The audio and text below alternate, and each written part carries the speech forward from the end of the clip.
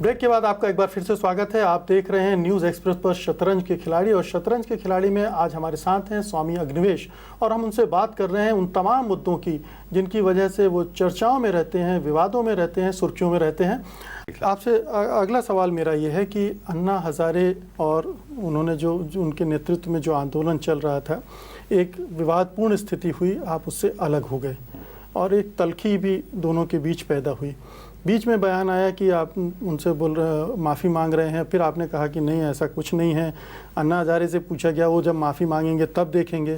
तो उससे ये लगता है कि आप दोनों के बीच अभी खटास बनी हुई है और अभी आप निकट नहीं आने वाले। क्या ये सही है? असल में अतिरंजित करके और मीडिया के माध्यम से इन चीज़ों को दिखाया जा रहा है। जब मेरा उनसे कुछ मतभेद हुआ तो मैं रामलीला मैदान से चुपचाप चला आया। उसके बाद मैं अपने ढंग से आंदोलन के मूल मुद्दों के लिए जन लोकपाल अच्छी तरह पास जल्दी होना चाहिए, उसके लिए ही काम करता रहा। अभी इन दिनों में जब मैं बिग बॉस के घर से निकला तो लोगों ने फिर पूछा, मीडिया वालों ने पूछा कि अब आप जाएंगे, उनसे मिलेंगे, बात करेंगे। मैंने कहा मैं उनसे ही नहीं, स्वामी रामदेव जी से भी मिल करके, जस्टिस संतोष हेगड़े से मिल के, पीवी राजगोपाल जी जो निकल गए हैं इसमें से, इन सब लोगों से मैं मिलूँगा और नए लोगों से मिलूंगा और सबसे कहूँगा कि देश को माफ़ी वाला शब्द नहीं था इसमें। नहीं, मैं बता रहा हूँ, देश के लिए ज़रूरी है हम सबकी एकता, एकजुटता दिखाई पड़नी चाहिए। हमारे बीच में कहीं बिखराव आएगा तो आम आदमी को थोड़ा सा धक्का लगेगा कि जिनके सहारे से हम सब इकट्ठे होकर लाखों करोड़ों सड़कों पर आए थे, आज वो क्यों बिखर रहे हैं। इसलिए मैंने कहा, मुझे अंदर 3 दिन रहते हुए ये अनुभव हुआ कि मैं अपने अहंकार को बीच में नहीं आने दूंगा। मैं सबके पास जाऊंगा, हाथ जोड़ूंगा, पैर पकड़ूंगा, और मुझसे कोई कहेगा, कोई भी, कि आपने तो ये गलती की, तो मैं अपनी गलती के लिए माफ़ी मांगूंगा। मैंने ये नहीं कहा था कि मैं अन्ना हज़ारे से माफ़ी मांगने जा रहा हूँ रालेगांव से, ये नहीं कहा मैंने। और उसको तोड़ मरोड़ करके अखबारों ने या मीडिया वालों ने दिखा दिया। अभी ये आपने जो कुछ कहा है, अभी वो करने का इरादा आपका है या नहीं? बिल्कुल बिल्कुल प्रबल इच्छा है मेरी। तो कब कर रहे हैं? और मैंने शुरुआत कर दी है जी, टेलीफोन से, और कुछ लोगों से मिल भी चुका हूं मैं ये कोशिश कर रहा हूं कि बहुत जल्दी एक बड़ा एक सम्मेलन सा बुलाए, सम्मेलन क्या कहिए, एक गोष्ठी सी बुलाई जाए। मुझे एक चीज़ और भी लगी, मैं आपको एक अपने अंदर की बात बता रहा हूँ।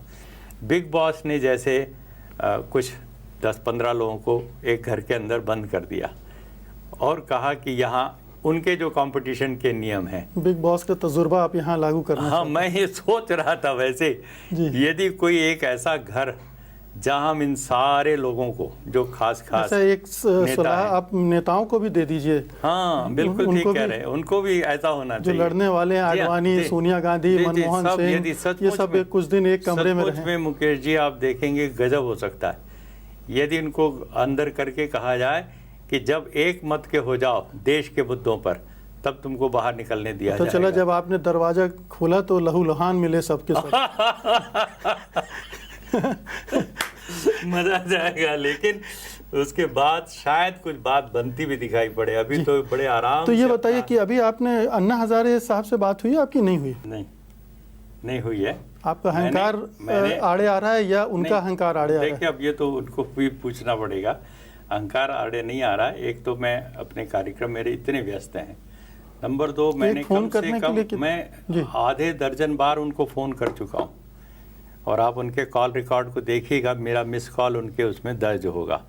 मुझे थोड़ा सा कष्ट इस बात का है कि अन्ना पहले मेरा एक कॉल जाते या तुरंत उठाते थे या फिर मिस कॉल देख करके मुझे वापस फ़ोन कर देते थे, और इस बार उन्होंने नहीं किया। क्या फिर अविश्वास का स्तर इतना बढ़ गया है कि क्या हुआ है? उनसे जब मिलूंगा किसी भी संदर्भ में तब मुझे पता लगेगा कि क्या है। मेरी तरफ से नहीं है, मैं तो सबसे मिलता हूं। लगता है कि कुछ लोगों की वजह से ये दूरी पैदा हो गई है? ये मुझे भी लग रहा है कुछ लोगों की वजह से है। कौन है ये लोग? अरविंद केजरीवाल, किरण बेदी, जो कुमार विश्वास, राजू परुलेकर जी अपना शायद वो जो ब्लॉग लिख करके उनके हस्ताक्षर से, उनकी हस्तलिपि से उसको 1-2-4 दिन में डालने जा रहे हैं सामने जी, तो उससे पता लगेगा कि स्वयं अन्ना क्या सोच रहे हैं। ठीक है ना, हम लोग कुछ अटकल लगाएं वो उतना प्रामाणिक नहीं होगा जितना उनका ब्लॉगर अन्ना जी की इबारत उनके दस्तखतों से वो सामने ला के दिखाएगा।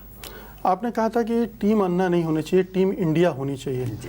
अब अन्ना हजारे कह रहे हैं कि विस्तार करेंगे टीम का और 50 सदस्य होंगे उनके। क्या ये उस दिशा में उठता हुआ कदम दिख रहा है आपको? देखिए, वो 50 सदस्य जो बनाएंगे कह रहे हैं, मैं भी देख रहा था न्यूज़ चैनल में, फिर वॉलंटियर्स होंगे वो, ठीक है ना। जी। तो वॉलंटियर्स तो अलग होंगे। नहीं, इन 50 को कह रहे हैं वो। जी। ये जो 50 होंगे ये वॉलंटियर की हैसियत होगी उनकी, समझ रहे ना। जी। तो एक बराबरी से जैसे एक टीम बनती है ना, एक कैबिनेट भी होता है, एक प्राइम मिनिस्टर भी होता है, तो कहते हैं कि फर्स्ट एमंग इक्वल्स, जी। समझ रहे ना। वो दी बॉस नहीं है कि वो जो चाहे करना चाहे, नहीं, ऐसा नहीं है। एक डेमोक्रेटिक फोरम नहीं है। डेमोक्रेटिक फोरम है और कलेक्टिव डिसीजन मेकिंग है। तो वो जब तक नहीं होता किसी संगठन में, तो मुझे ये तो अच्छा लगा कि वो दलित को और मुस्लिम को, मैं जो शुरू से कह रहा था, आदिवासी को, इनको शामिल करने की बात उन्होंने कही, अब जा करके कही। अब आएंगे तब और ज़्यादा पता लगेगा। लेकिन ये सब चीज़ें हमारा एक इंक्लूसिव, एक कलेक्टिव। आपको लगता है कि आपको भी न्योता मिलेगा इस टीम में शामिल होने का? मैं देखिए कि मैं व्यक्तिगत न्योते का कोई इंतजार नहीं कर रहा। मैं आंदोलन को, मुद्दे को प्रमुख मान रहा हूँ। इसलिए मैं कह रहा हूँ कि इसको टीम अन्ना ना कह करके टीम इंडिया बनाइए, सब मिल करके बनाएं। मैं भी जुटूंगा इसमें। ऐसा लगना चाहिए कि व्यक्ति पूजा नहीं हो रही है और किसी आंदोलन में एक ही व्यक्तित्व को, चाहे कितना ही अच्छा हो, इतना ऊंचा उठा दिया जाए, इतना ऊंचा उठा दिया जाए और बाकी लोग फिर चापलूसी से अपना उल्लू सीधा करने लग जाएं, तो इससे प्रजातांत्रिक आंदोलन नहीं चल सकता। अग्निवेश जी, मुझे टीम बताइए को कि आज 25 है, अन्ना 50 हजारे है, तो 550,000 ऐसा बनना चाहिए, टीम व्यापक। इसलिए मैं बार बार कर रहा हूँ। आप मुझे ये बताइए कि इस इंडिया आंदोलन बनाइए, से आपका इंडिया पैचअप के- कैसे हो सकता है? देखिए, मुझे कोई चिंता पैचअप करने का कोई मतलब थोड़ी है। मैं देखिए, मैं कोई इसमें आपकी मदद भी मैं नहीं चाहता या किसी की भी मदद नहीं चाह रहा। मैं तो सीधी बात कह रहा हूँ कि हम ईमानदारी से अपना काम करते रहें।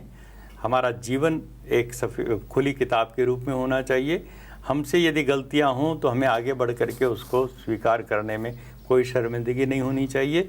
और गरीब से गरीब को, जो गांधी जी ने कहा था, अंतिम व्यक्ति को अपने नज़र में रखना चाहिए कि हमारे आंदोलन से उसके मंसूबे मजबूत हो रहे हैं या नहीं हो रहे हैं। अग्निवेश जी, आपसे बातचीत का सिलसिला जारी रखेंगे, लेकिन फिर से वक्त हो चला एक छोटे से ब्रेक का। छोटे से ब्रेक के बाद हम फ़ौरन वापस लौटेंगे, आप कहीं मत जाइएगा। स्वामी अग्निवेश जी हमारे साथ हैं और हम उनसे बात कर रहे हैं कई ज्वलंत मुद्दों पर।